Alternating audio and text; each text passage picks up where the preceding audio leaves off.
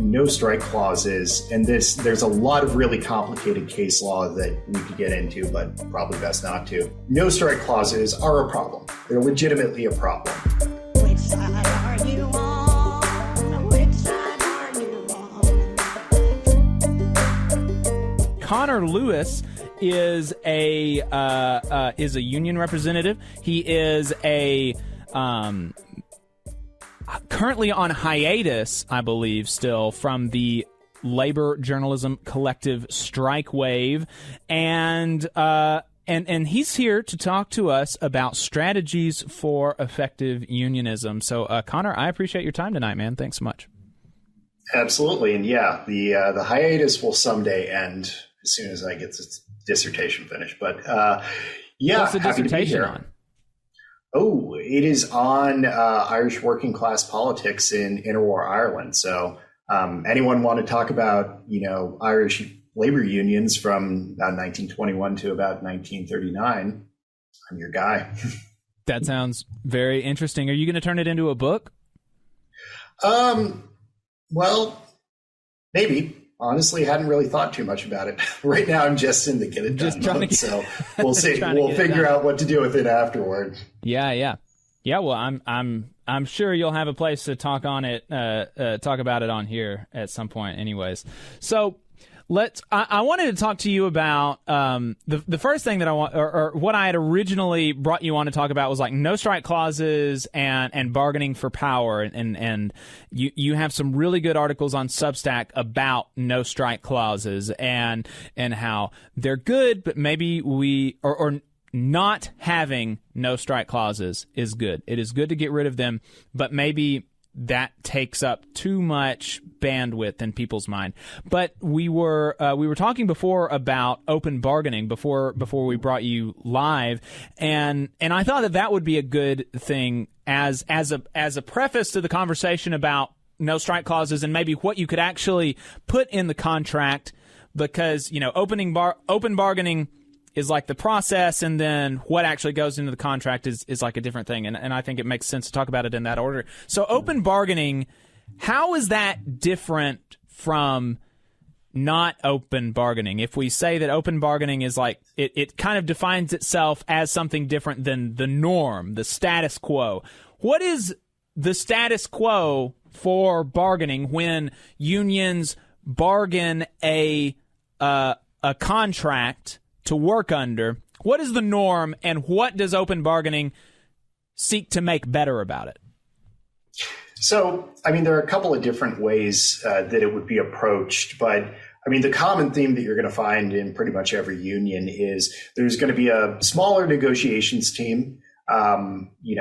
Maybe we're talking like 10, 15 people max.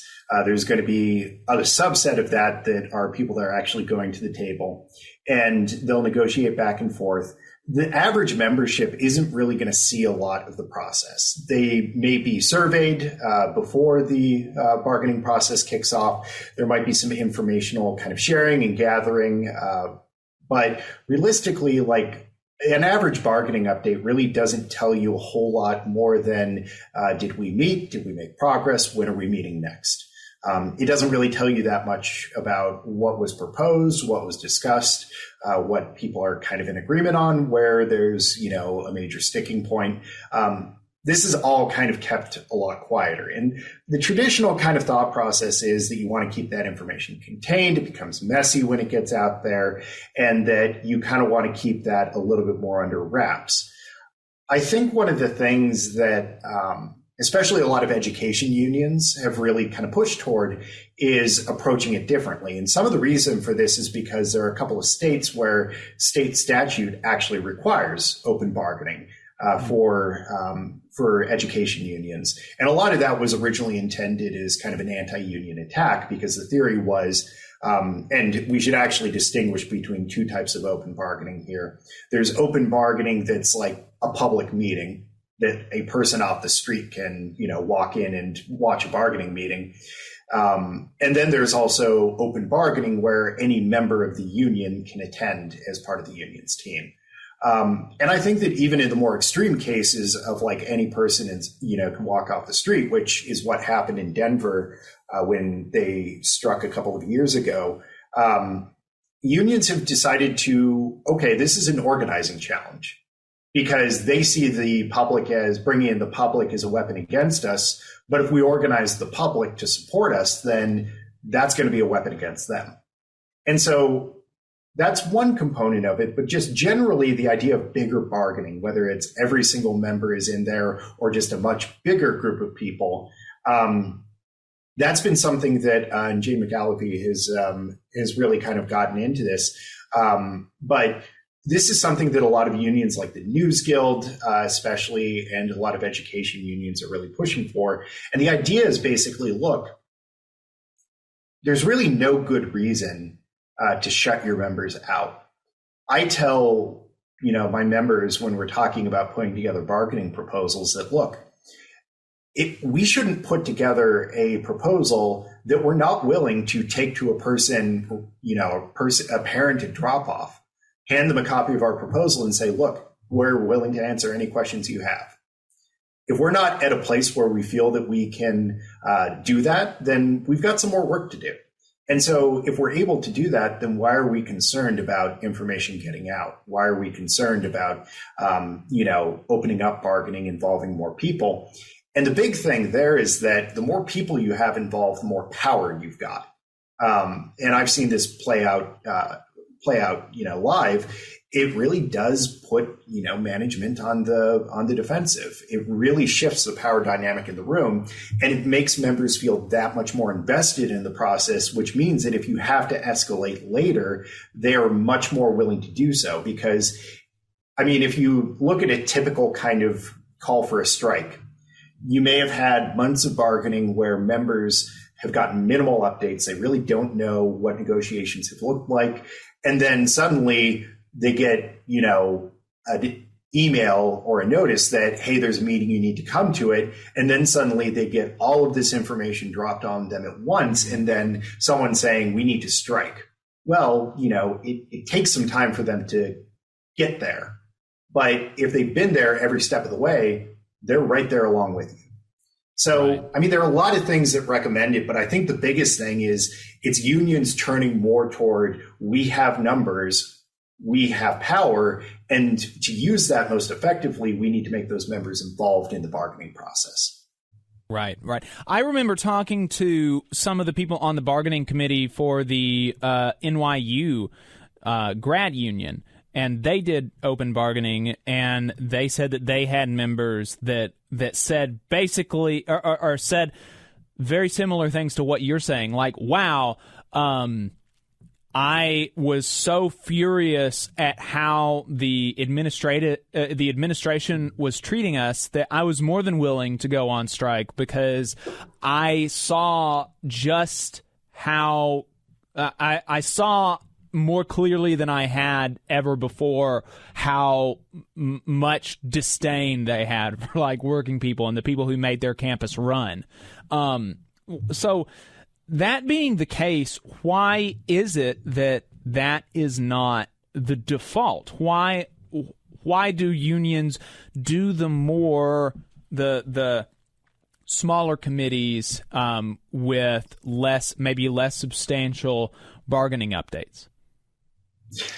I think a lot of it is just a culture of kind of that's how things have been done. And so that's how we're going to keep doing it. Which, when you look at some of the less than optimal gains that unions have been able to accomplish through that approach, my kind of thought process is, well, you've only managed to get this through that approach.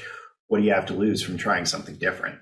I think a lot of it is really just a preference for what they view as discipline. But I'll be honest, in my experiences with open bargaining, there's been a greater level of discipline from these bigger groups because you take the time to educate them about what involvement means, why, you have one lead negotiator, why it's important that people, not just speak up in the middle of a bargaining meeting. There's a lot of, I think conflation of a small group of people as being more disciplined, being more controlled. but it's not necessarily. Mm. I think the other part is it is, and legitimately, it is a little bit messier. You have to wrangle more people. And I don't mean that pejoratively, but you've got to find a common ground for a much larger group of people, with maybe not a lot of time to work. And so there's a level of commitment to it that you really have to work through with a very intentional level of, we need to build consensus. We need people unified around our positions. We can't just, shove stuff through. Like, we need to organize ourselves too, to make sure that we're all behind, this is what our proposal is going to be. And it requires a lot of trust on the part of the members that they can look at the outcome, even an outcome that maybe they would have preferred a different proposal, and look at that and say, I think that this has been done fairly. I'm behind it, even though it's not what I would have picked. And so there's a lot of attention to that kind of organizing and building trust and process that does take a lot of time. And I'll be honest, I think a lot of it is that it does take a lot of time of the activists that are doing it. It takes a lot of time from the staff that are doing it. And understanding that, we got to figure out a way to do it, because we know that there are tools that are available to us that can get bigger gains for working people. And if the only, reason to not do it is, well, it takes a little bit more time, or it's a little bit more of a, drain on resources, well, hell, then let's work around those. Mm-hmm. Right. Yeah, and especially if it gets good results, it would be one thing if like, okay, this is an experiment that we're running, and we ran it a few times and it didn't really seem like it does much. But from obviously there's not been like a rigorous analysis, by a research department or anything like that on open bargaining that I'm aware of. But from I've never heard of an instance of open bargaining making it worse than you would have gotten. And isn't there, when you're agreeing to ground rules in bargaining, isn't there something that management usually tries to get unions to do that explicitly forbids them from going into more detail about bargaining? Or is that maybe just with the media? So it depends, but yeah, there usually are. It ranges from like a full-on kind of gag rule, or ground rules about going public with the media. One of the things that, and unfortunately, I think a lot of unions, rather than fight over ground rules, just kind of go along with it because they don't want to expend that much energy on the front end fighting over something that they feel they can live with. But my thought process, and every rep I've ever spoken to, has been clear: never agree to ground rules, ever. They're permissive subjects of bargaining. You don't have to agree to them. And if they if they refuse to meet because you're not agreeing to ground rules, then that's a refusal to bargain, and it's an unfair labor practice. So they can't play that game, and they can't decide, who's on your bargaining committee. So, I mean, realistically, if they get upset that you're bringing, 50 people with you, just say, look, they're all members of the bargaining committee. So deal with it. So that's the big thing, is confidently understanding that when you do this kind of open bargaining approach, those are the kinds of pushback that you immediately get from employers. They want to get bogged down in ground rules, or they want to start saying, no, you can't bring that many people. But oddly enough, there really is no legal leg for them to stand on there, which is unusual, because usually if, bosses want to do something, they can find a legal, argument to make it happen. But they really can't stop you from trying to bargain with, whoever wants to attend from your membership. So, but yeah, I mean, just in general, ground rules are never, something that unions should agree to, and they're not obligated to agree to them. Mm-hmm. That's pretty neat. I didn't realize that that would be a course of action that a union could take, the filing a ULP for refusal to bargain, because ground rules are subject to bargaining. That's pretty good. That's awesome. Yeah. So, I mean, it's one of those things that I feel like a lot of unions don't. I mean, understandably, let's say you've got 60 days, you're negotiating a successor agreement. Do you want to spend 2 or 3 weeks fighting over ground rules? A lot of unions decide it's not worth it, but I think that it is worth it, especially that first time when you say no. The next time you're not going to have to fight about it probably. But that first time, it's worth it drawing a line in the sand and saying, no, this is not how we're going to do things. Mm-hmm. Yeah, just take the time and, even if it's frustrating. Have you ever seen membership pushback again? Have you ever seen employers utilize membership to push back against a refusal to agree to ground rules? I could imagine maybe a scenario where an employer says, oh, look at how belligerent they're being. They're not even agreeing to ground rules. They obviously don't care about your raises or whatever. Have you ever seen an attempt to deploy that or a successful deployment of that? I've seen employers try to play that game, trying to portray the union as being confrontational for trying to, stand its ground or to negotiate things in a different way than have been negotiated. I've never seen it be successful. And I think that the big thing is, especially with open bargaining, to members, when you explain it to them as greater transparency, greater buy-in in the process, making sure that more people are involved, that makes a sense to them, pretty much immediately. The only people that you get pushback from are people that have bargained for a long time, and then you're telling them to do something different. But for the average rank and file member, it makes sense. And then, so when you get that pushback you could see how it would make the boss seem like the bad person for being scared that you will see them in negotiations. Right. Yeah, and I think so what I tell folks is that, look, realistically, they control what they say. And if they're scared of what they're going to say, then that's a them problem, to be honest. We can control what we're going to say. And I always, tell folks, look, we're never going to be the people to make it negative. We're never going to be the people to, start off pounding our fists on the table. If that's a place we end up going, then that's a place we end up going. But it's not going to be because that's where we went. And so that makes it very difficult for management to portray it as the union is being unreasonable or aggressive. We're just not rolling over. We're being reasonable. We're justifying everything. We're just not rolling over, which is really what they're trying to say when they say that the union is being unreasonable. Right. Of course. So then now we've got that out of the way. We've said no ground rules. Screw your ground rules. We've said we're doing open bargaining, and now we are talking about the contract. The no strike clause has in the last couple of years gained an increased relevancy, and it's more of a household name among at least union activists than I think it has been. And you've been in the game, longer than I have, so you can tell me if this perception is right. But it seems to me like there's been more conversation about the no strike clause than there used to be. And, we've had, Sarah Nelson, Cooper Caraway, labor leaders, and of course the IWW has always had a ban on no strike clauses in their constitution, and so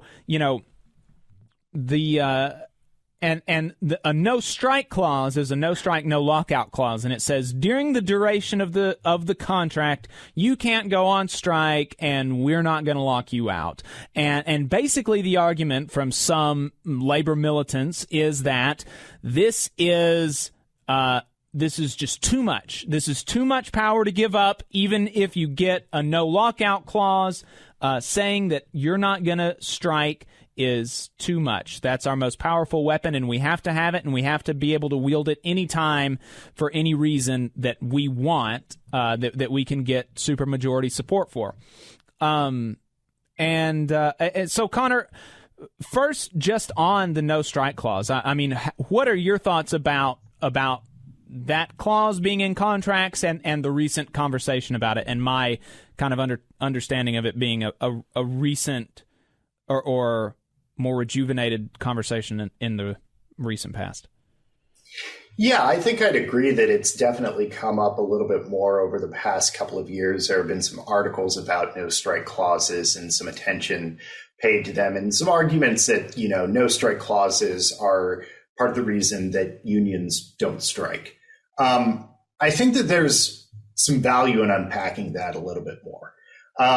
No strike clauses effectively, like you said, and this is a point that's kind of often misinterpreted, they're saying that they won't strike during the duration of the agreement. And most of the time when we think about union strikes, it's during the context of collective bargaining. It's that you're on strike relative to, we're negotiating a new contract and we're on strike for better wages, ending two-tier, whatever it may be. That's not the kind of strikes that realistically are being addressed by these. These are really addressing more directly unfair labor practice strikes, and in a couple of legacy contracts, strikes are still preserved as a final stage in a grievance procedure. So it's really mostly referring to unfair labor practice strikes or grievance strikes, which really haven't been common for a long, long time. Really dating back to even, I would say, the 50s, when a lot of no-strike clauses became commonplace, especially following the Treaty of Detroit, which I'll definitely come back to. So I think that understanding what they do and don't do is important. And the flip side is, like you mentioned, it also includes a no lockout clause, which for folks that aren't familiar, a lockout is basically, easy way to think of it is as an employer-initiated strike. They basically say, nope, you can't come to work. We're going to bring in scabs. So that, I think, is important to kind of drill down into, is when we're talking about no strike clauses, what are we actually talking about? I think it's fair to say that, no strike clauses, and there's a lot of really complicated case law that we could get into, but probably best not to. No strike clauses are a problem. They're legitimately a problem. And particularly, I think that you can point to a lot of instances over the past couple of years where there were legitimate health and safety issues that a strike would have been an important weapon to have to deal with emergent, health and safety issues that arbitration procedures, labor board procedures are just not equipped to work at that speed. You can't wait 5 months for an arbitration award when you're dealing with COVID in your hospital right now. And so I think that's one of the places that really highlighted some of the restrictions that no strike clauses impose. Though here's the one flip side to that. Depending on how the no strike clause is written, theoretically, you may still have been able to strike in those circumstances. It gets really complicated with contract interpretation and what it actually means to have a no strike clause. But I do think that, these are legitimate issues that, if I were bargaining a new agreement, I certainly wouldn't advise anyone to agree to one. The problem becomes when we get zeroed in on them as like the thing that needs to change, the thing that's stopping us from a more militant labor movement, the thing that we need to expend all of our energy on, which I think is a dead-end road for a couple of different reasons. Realistically, getting rid of no strike clauses that are part of current contracts requires an enormous amount of member education. It requires members being willing to bargain, with making that, a red line issue that we need an agreement without it. And it requires really a massive campaign to pressure an employer to even consider it, because stuff like that, along with like management rights clauses, are typically understood to be, once those things are in your agreement, it's going to take an act of God to get them out. So the question then to me becomes, okay, are there other ways to give us more opportunities to strike? And that's where I think that we need to kind of focus more of our energy, is not on the no strike clause, but how do we give ourselves more opportunities to strike? Gotcha. And so what is why do you feel why is that your approach then to no strike clauses as opposed to open bargaining, let's say, or not agreeing to ground rules? Because I could hear somebody saying that, okay, well, you admitted that maybe open bargaining takes a lot of work, but it's worth it and you should do it. Why would you look for other things than the no strike clause, even though, like you said, it would take a lot of work to get rid of a no strike clause? So I think that one of the things is there are actually, I think, preferable options that are available to us if we look at the history of when no strike clauses became prevalent. That realistically, I think that we need big strikes. We need big strikes that have, that shut down a plant. And we need those strikes to be centered around increasing standards for working folks. We need strikes built around demands for increased wages. We need economic strikes. Technically, they're almost always unfair labor practice strikes to make sure that there are protections, but we need those strikes over raising standards. And I don't think that necessarily focusing on grievance strikes or ULP strikes are necessarily where we want to focus our energies. And we have a tool that's available to us that's much easier to control that can deliver those opportunities for big economic strikes. And this gets back to, I said I was going to go back to the Treaty of Detroit, which is one of the places where no strike clauses became really prevalent, along with the UAW basically throwing labor under the bus on conceding rights of management. The big thing that UAW conceded, and the thing that the automakers really wanted more than anything else, was a 5-year contract. And the reason they wanted that is because they wanted labor peace. And prior to that, contracts were typically 1 to 2 years. You would annually have strikes over agreements. And this was just something that was institutionalized. People struck annually at the expiration of the agreement. And this is the point where the UAW and other industrial unions especially were driving up standards significantly in the post-war era. And it's because they had institutionalized this kind of militancy and tied it directly to, we are bargaining over your wages, your benefits, and the strike weapon is just one of the things that we do. And there was that buy-in, and it was part of the labor culture. 5 years is a long time. And there are no interruptions in production.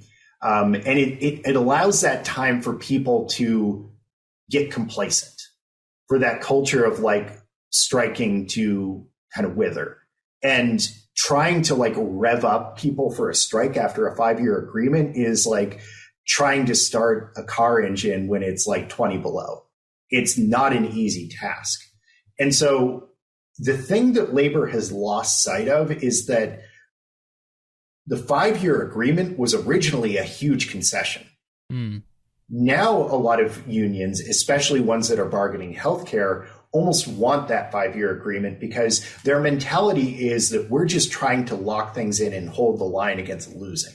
They've lost that idea that we can go on the offensive. They've lost the idea of, thinking about ways to expand benefits, to expand rights.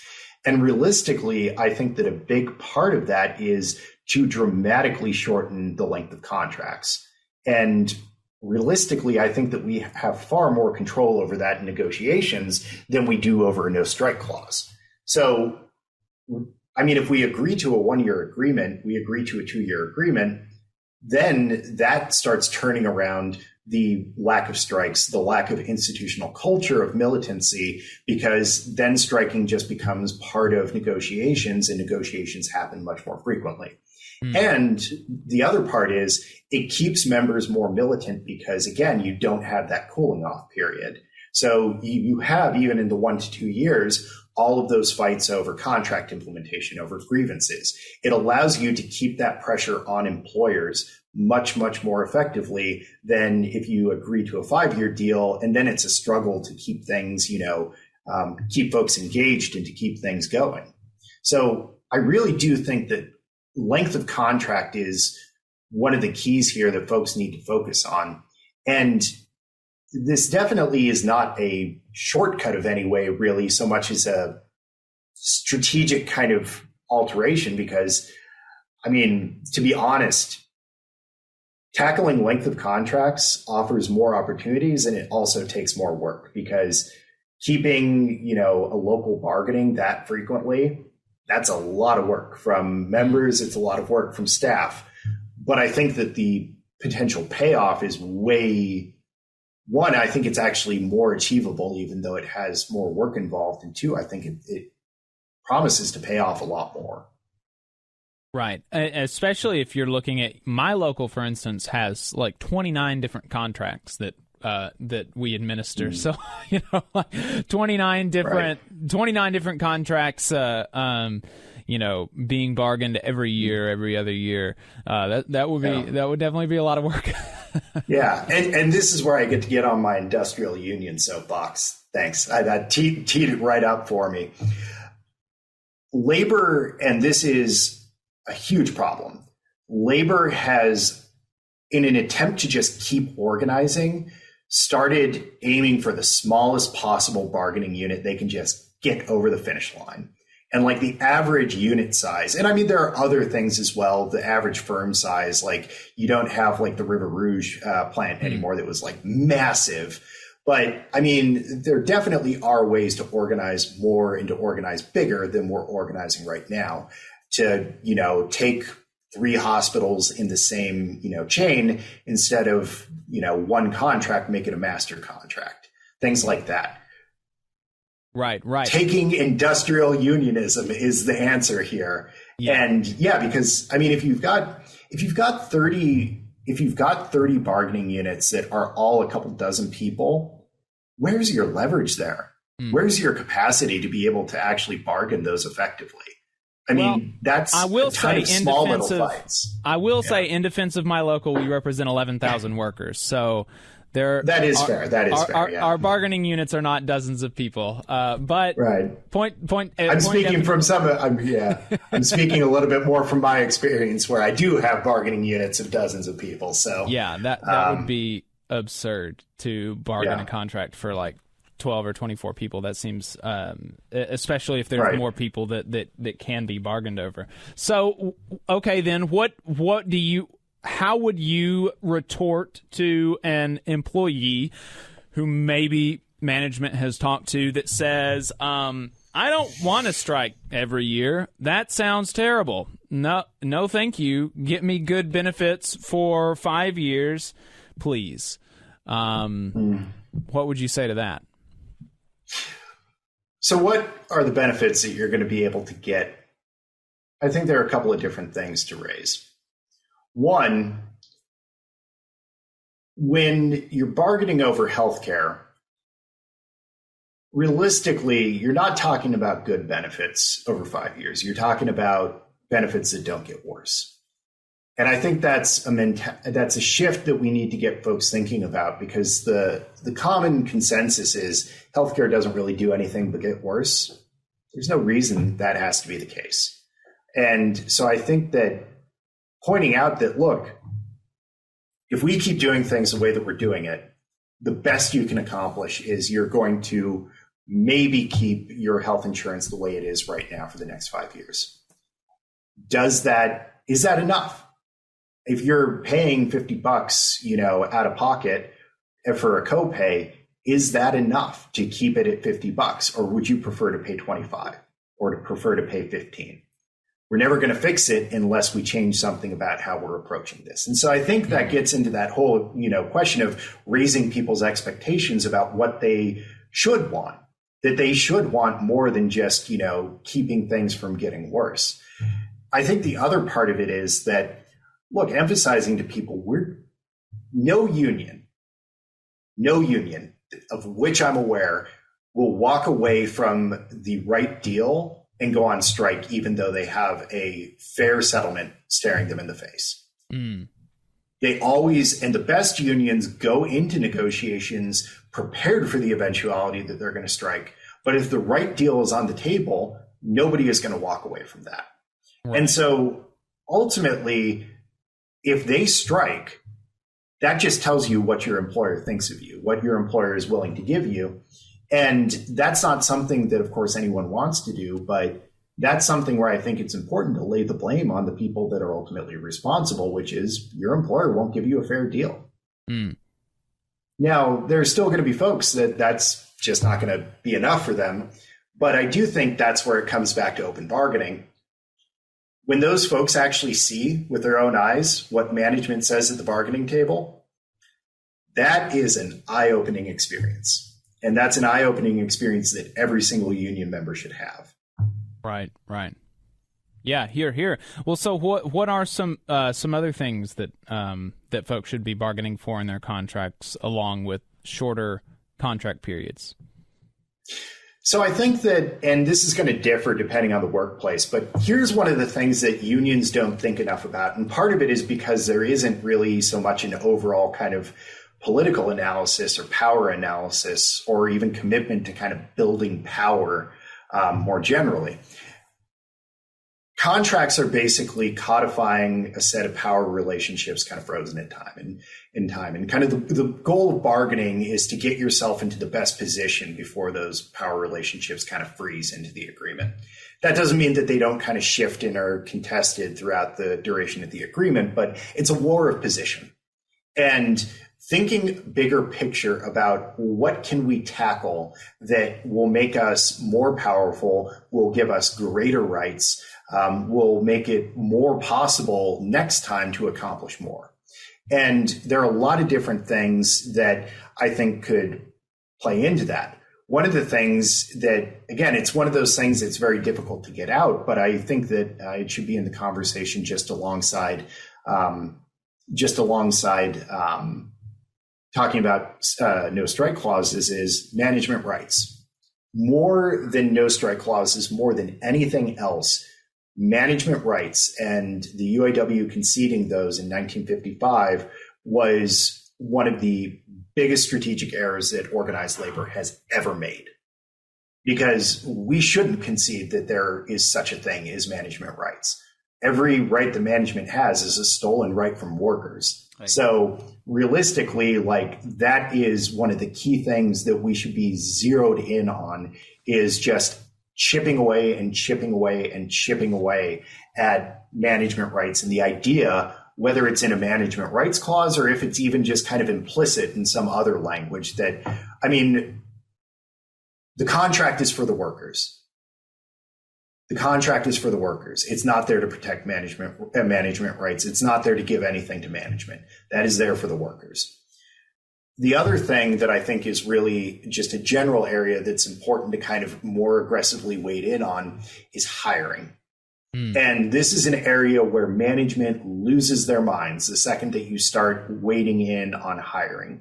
But this is one of the key things that is really something that workers need to have more control over, is who's getting hired into the shop. And particularly a lot of unions that are addressing discriminatory hiring practices, that's something you got to bargain over, that management is just not going to concede on that right unless you push them to. And I know that this is something, and I can't remember the exact provisions that they were going after. I think that there were some diversity requirements, but the News Guild particularly really fought hard over some provisions with hiring, and actually won against Condé Nast, which, I mean, they were going up against a massive corporation and still won on some of the core rights of management that management will, die on the hill of defending those. And a lot of it is because they did open bargaining and they had credible strike threats. So I think that these are all things, just big picture. You need to think about the power relationship between labor and management, and you've got to figure out, okay, yes, we short term want to get rid of two-tier. We short term want to increase our pension, contribution, but we can't ignore the bigger picture. We can't ignore where are we going to be in the next contract. And you can't just focus purely on the bread and butter and not look at what's going to put us into a position to ask for more next time. And that's when you have to start getting into looking at those power things. Right.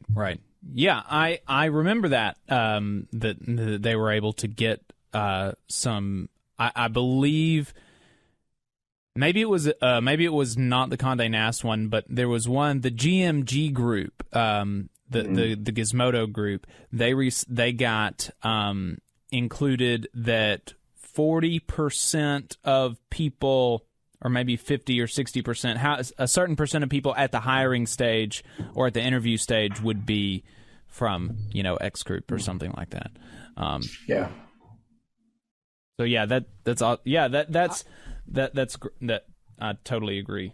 Yeah, and I was going to jump in here because you're really speaking some truth here. And I was taking notes, honestly, because I really loved a lot of what you said.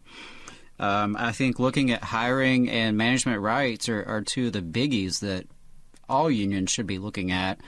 And Jacob, you mentioned the Gizmodo workers.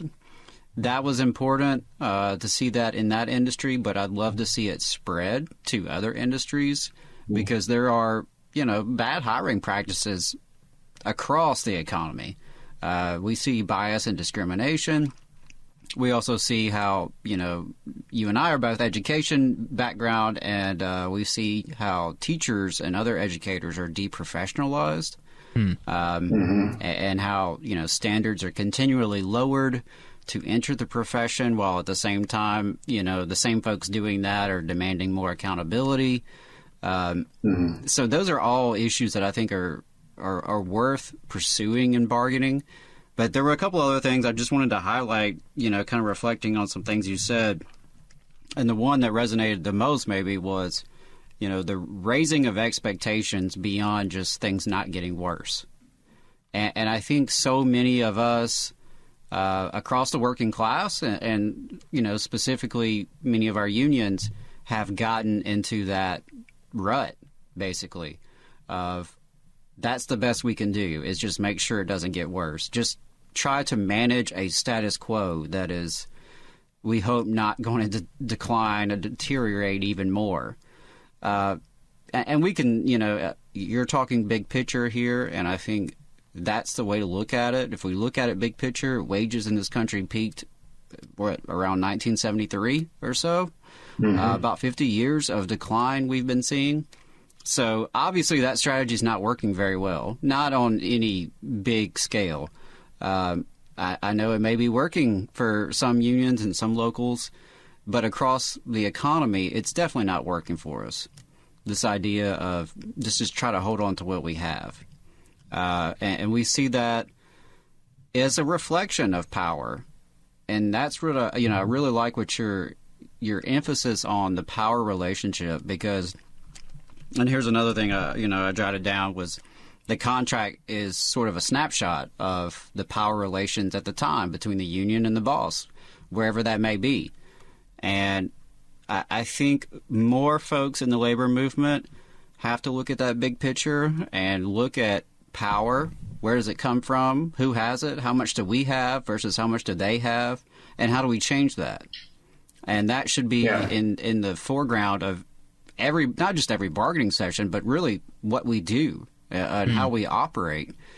And another, I'll leave it with this. One last thing you mentioned in terms of open bargaining and some of the benefits there. And I think that is so true. If you as a worker, if you've never had the opportunity to sit down in person and hear what your employers have to say about you and what their attorneys have to say about you, it can be a life-changing experience.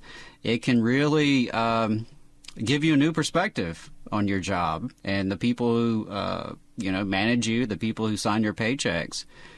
And I think that's something that not just every union member, but every worker deserves. And, I know there are folks listening who do not currently belong to a union or maybe don't even see themselves having that opportunity yet. And this is a good opportunity for us to plug why unions are good. Because you can actually have that opportunity to democratically organize, to get people together as a group, to go into your employer's office and sit down and hammer out a contract that's going to govern not just your pay and benefits, but your working conditions, and hopefully soon, your hiring practices and other issues on the job. And that is an opportunity that, about 90% of the workers in this country currently do not have.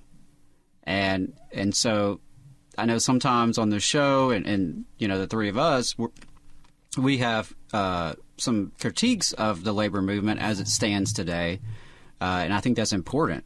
We have to have critique. That's how we get better. But it's also a good time to reflect on how, even in the areas where labor needs to improve drastically, it's still night and day compared to what so many of our working class brothers and sisters are out here facing without the protections of a union, without the opportunities to organize inside of a union. So keep it up, Connor. I love the big picture analysis and the focus on power relations. That's what we need more of in this movement. Yeah, and I will end on like a note of maybe optimism. I think that one of the things that's been most encouraging to me over the past couple of years, and really dating, I think, back to the West Virginia strikes, which, that was, and this is probably not appreciated nearly enough.